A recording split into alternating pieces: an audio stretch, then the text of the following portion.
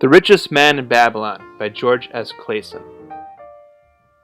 I got this book on a whim. Actually, I got it pretty cheap.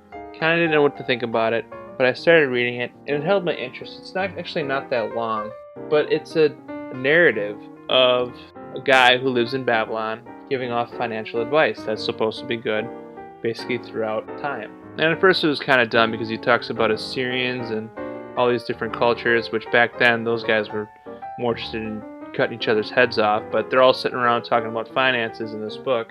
A little bit weird, but I get it. The point is the good sound financial advice that comes along with it, not that he's trying to be historically accurate.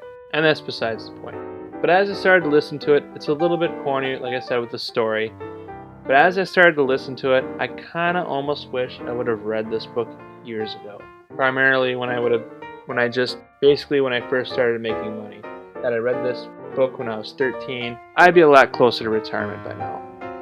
What it does is it takes all the advice that's out there as far as financial success goes and boils it down to just the absolute basic principle. Most notably, putting one of every $10 or 10% of your income away and paying yourself before you pay all your bills.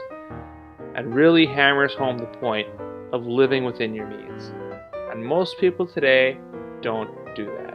So obviously it points out that in 10 years, if you do that, you will have 1 year's earning in the bank.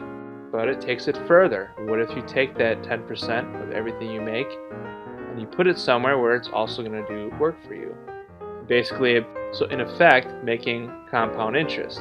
So if you start that when you're 18 or whenever you started working, how long would it take for your 10% to support you or retire?